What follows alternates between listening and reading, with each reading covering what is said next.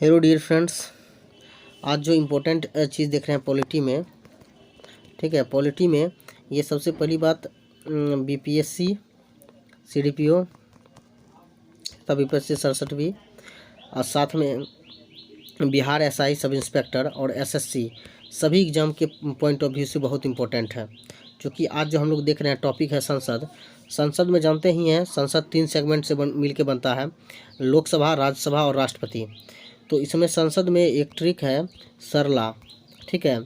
संसद के लिए 79 अनुच्छेद है और राज्यसभा के लिए 80 है और लोकसभा के लिए 81 है, यानी 79, 80, 81। सरला ट्रिक याद रखिएगा, संसद के लिए संसद, राज्यसभा और इसमें लोकसभा के लिए। और इम्पोर्टेंट जो है संसद देखिए, संवैधानिक प्रावधान जो भाग है 5, क्योंकि ये संघ सूची का विषय है, ठीक है ना। इसमें अनुच्छेद 79 से लेकर 112 तक दिया है। 79 किसका होगा तो राष्ट्रपति के लिए, 79 किसके लिए होगा, राष्ट्रपति के लिए। और देखिए इसका अंग जो है 3 होते हैं, राष्ट्रपति, राज्यसभा और लोकसभा, तीनों से मिलकर बनते हैं। राज्यसभा को उच्च सदन कहा जाता है, अनुच्छेद 80 इसके लिए है। और निम्न सदन लोकसभा देखिए 81 है इसके लिए। और इसमें संवैधानिक प्रावधान जो भाग 5 में है और इसके अंग और इसमें कार्य क्या है तो केंद्र स्तर पर विधि निर्माण, यानी संसद में जो होते हैं उसमें कानून बनाना और उसको कार्यपालन के लिए दिशा निर्देश देना। तो आइए कुछ इम्पोर्टेंट चीज़ जानते हैं। यहाँ पर सबसे पहली बात यहाँ पर दिया हुआ है लोकसभा, ठीक है। लोकसभा के ये जितने भी ऊपर नीचे सारे बॉडी दिए हैं, इसके प्रथम अध्यक्ष जो थे गणेश वासुदेव मावलंकर थे, यानी जीवी मावलंकर। और महिला अध्यक्ष पहले थे मीरा कुमार, ठीक है ना, पहली महिला अध्यक्ष। और संसद सदस्य बनने की न्यूनतम उम्र जो है 25 वर्ष है लोकसभा में, ठीक है ना। राज्यसभा में 30 वर्ष है, याद रखेंगे। और राष्ट्रपति बनने के लिए 35 वर्ष, ठीक है। तो इसको लोकसभा को स्थगनकर्ता कौन है तो लोकसभा अध्यक्ष इसके हेड होते हैं। अभी जो प्रेजेंट में है 17वीं नंबर के लोकसभा अध्यक्ष ओम बिरला है, ये कोटा से जीते हुए हैं। कोटा कहाँ है तो राजस्थान में। और इसका काम क्या होता है, 17 हूत और 17 वसान एवं विघटन करता, यानी यही जो है कोई भी सत्र होंगे तो उसको समाहित करेंगे और उसको हटा सकते हैं और विघटन भी कर सकते हैं। तो लोकसभा भंग हो सकती है, लेकिन ये किसके दिशा निर्देश पर होगा, राष्ट्रपति के, ठीक है। 17 वसान ये जो भी होंगे विघटन होंगे तो ये राष्ट्रपति करेंगे लोकसभा के अध्यक्ष के कहने अनुसार पे। इसकी जो स्थापना हुई थी, सबसे पहला बैठक जो हुआ था, प्रथम बैठक 13 मई 1952 में। तो ये क्वेश्चन बहुत इंपॉर्टेंट है कि इसका प्रथम बैठक कब हुआ था तो 13 मई 1962 को प्रथम बैठक हुई थी, याद रखेंगे। 13 मई 1962 नहीं 52, ठीक है। 13 मई 1952, ठीक है, याद रखिएगा। और आप लोग का जो है सीडीपीओ का भी है 15 मई को एग्ज़ाम, याद रखेंगे, सीडीपीओ का एग्ज़ाम है।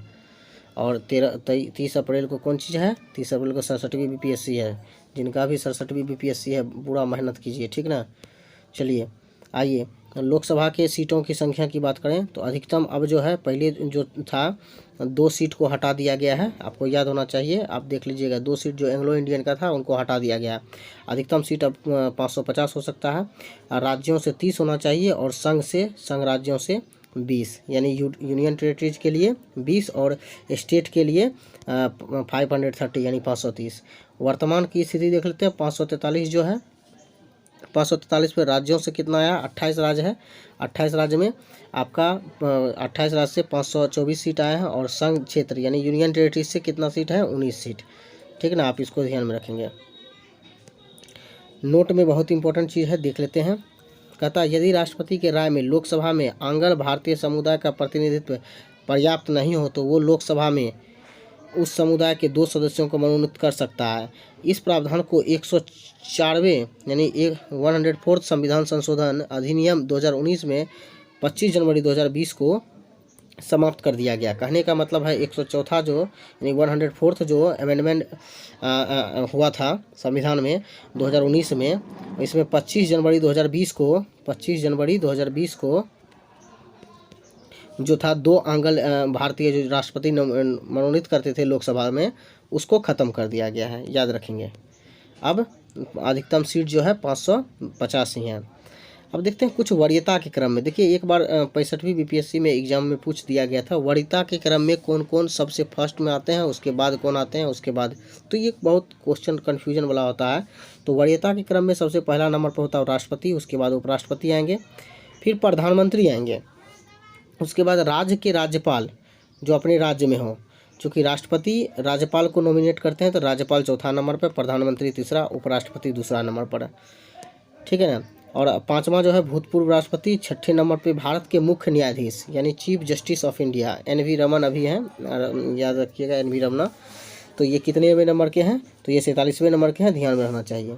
लोकसभा के अध्यक्ष उसके बाद आते हैं, उसके बाद कैबिनेट स्तर के जो मंत्री होते हैं वो आते हैं, फिर राज्यसभा और लोकसभा के विपक्ष के नेता आते हैं, फिर नीति आयोग के उपाध्यक्ष आते हैं, फिर भूतपूर्व प्रधानमंत्री आते हैं। नीति आयोग के उपाध्यक्ष इसलिए बोल रहे हैं कि अध्यक्ष तो प्रधानमंत्री ही होते हैं जो तीसरे नंबर पे आ चुके हैं, और उपाध्यक्ष जो हैं 7वें नंबर के क्रम में हैं, और राज्यों के मुख्यमंत्री बाद में, फिर 7 के क्रम में, इस तरह से इसको दिया गया है, ठीक है ना।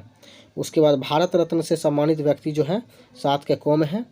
उसके बाद 8 नंबर में है भारत में स्थित विदेशों के असाधारण तथा पूर्णाधिकारी राजदूत एवं राष्ट्रमंडल देशों के उच्चायुक्त। फिर राज्यपाल आएंगे जो कि अपने राज्य से बाहर के हों यानी दूसरे राज्य के। फिर राज्यों के मुख्यमंत्री आएंगे जो अपने राज्य के बाहर के हों, ठीक है ना।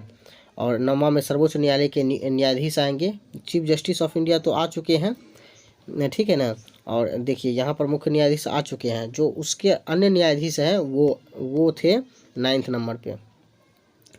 9 का कॉम है लोकसभा के अध्यक्ष यानी संघ लोक सेवा के आयोग के अध्यक्ष यानी यूपीएससी के चेयरमैन 9 के कॉम आएंगे, यानी सोच रहे हैं वरीयता क्रम में ये काफ़ी पीछे हैं।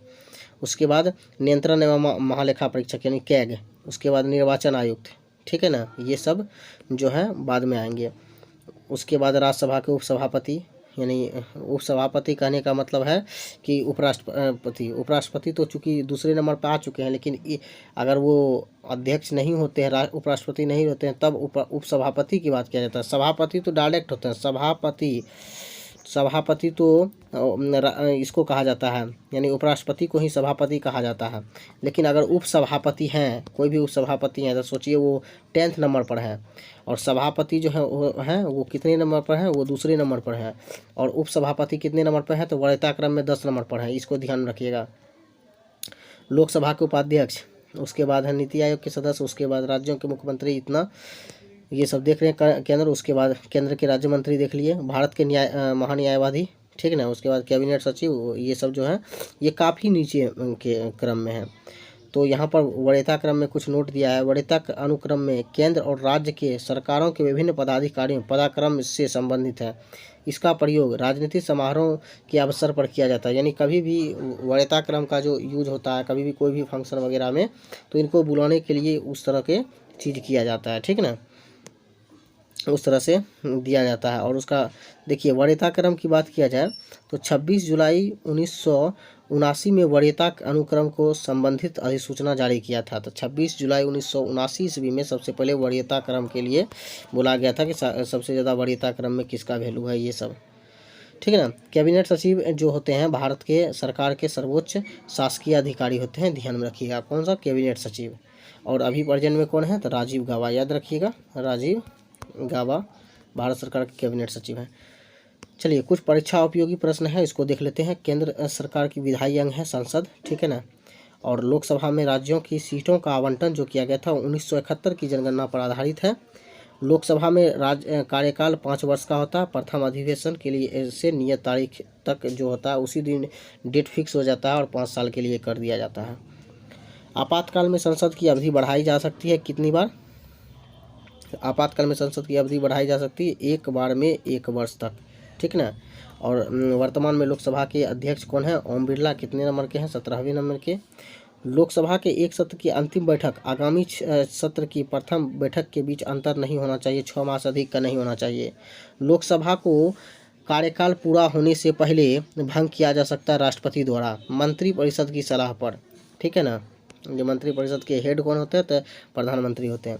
लोकसभा का या राज्यसभा का quorum यानी गणपूर्ति होता है। कुल सदस्य का 1/10 भाग, कुल सदस्य का 1/10 भाग जब तक पूरा नहीं होगा तो लोकसभा का कार्यकाल मतलब लोकसभा में कोई भी काम स्टार्ट नहीं होगा। यानी गणपूर्ति होना चाहिए 1/10, जितने भी मेंबर आए हैं उसका जितने भी मेंबर हैं उसमें से 1/10 पहुंचना चाहिए। अभी कहा जा रहा है वो वर्तमान में लोकसभा के निर्वाचन के क्षेत्र के लिए चुनाव व्यय की अधिकतम सीमा निर्धारित है। बड़े राज्यों के लिए 77 लाख और छोटे राज्यों के लिए 59.4 लाख, इतना रुपया खर्चा कर सकते हैं, इससे ज़्यादा नहीं। लोकसभा के अध्यक्ष अपने निर्णायक मत का प्रयोग करते हैं केवल टाई की स्थिति में। जब टाई हो जाते हैं तो लोकसभा के अध्यक्ष जो होते हैं अपने वोट का यूज कर सकते हैं। जब वोट टाई हो जाए, दोनों बगल बराबर हो जाए, तब यहाँ पर लोकसभा के अध्यक्ष अपना वोट किसी को दे सकते हैं। चलिए यहाँ पर देखिए, प्रथम लोकसभा के स्पीकर अध्यक्ष जिनके विरुद्ध लोकसभा में अविश्वास प्रस्ताव पारित किया गया था, गणेश वासुदेव मावलंकर, जीवी मावलंकर के विरुद्ध में अविश्वास प्रस्ताव पारित किया गया था। नेक्स्ट है लोकसभा सचिवालय में प्रत्यक्ष रूप से कार्य करता है लोकसभा के अध्यक्ष के अंतर्गत, ठीक है ना, ये क्वेश्चन ध्यान में रखिएगा। अब नेक्स्ट है यहाँ पर आम चुनाव के बाद नवनिर्वाचित सदस्यों को शपथ दिलाता प्रोटेम स्पीकर। जब कोई अध्यक्ष जब तक नहीं बनता है तब जाके आम चुनाव में ये स्पीकर प्रोटेम स्पीकर यानी कुछ दिन के लिए बनाया जाता है। इससे विनोद कुमार थे, याद रखिएगा, प्रोटेम स्पीकर, ठीक है ना। आई थिंक हाँ विनोद कुमार ही थे, ठीक है ना, प्रोटेम स्पीकर। देख लीजिएगा इसको एक बार। प्रोटेम स्पीकर की नियुक्ति कौन करता है? तो लोकसभा के संदर्भ में राष्ट्रपति एवं विधानसभा के संदर्भ में राज्यपाल। लोकसभा के संदर्भ में राष्ट्रपति नियुक्त करते हैं और विधानसभा में राज्यपाल नियुक्त करते हैं, जब तक कि कोई अध्यक्ष नहीं बन जाता है, ठीक है। लोकसभा के अध्यक्ष अपना त्यागपत्र सौंपता है लोकसभा के उपाध्यक्ष को। लोकसभा अध्यक्ष को हटाया जा सकता है लोकसभा के सभी सदस्यों के बहुमत पारित के संकल्प द्वारा, ठीक ना, अगर हटाना होगा तो। ये तो बता ही दिए थे। वर्तमान में लोकसभा के अध्यक्ष कौन, ओम बिरला, ये सब खत्म हो चुका था, ये सब बता दिए। तो बहुत इंपॉर्टेंट क्वेश्चन था। आई होप आपको अच्छा लगा होगा। हमको लगता है कि आपको समझ में कुछ आ गया होगा, बहुत सारा चीज़ क्लियर हुआ होगा। कब इसको संशोधन, ये वाला बहुत इंपॉर्टेंट है, इसको याद रखिएगा, संशोधन द्वारा हटा दिया गया। अब अधिकतम संख्या जो है राज्यसभा में 250 है और लोकसभा में 550 है, ठीक है, ध्यान से रखिएगा। ये दोनों 0-0 यानी 50-50 बराबर है, ठीक है। अगर समझ में आया होगा तो लाइक, सब्सक्राइब एंड कमेंट जरूर करें और हो सके तो अपने दोस्तों के साथ ज़रूर शेयर करें।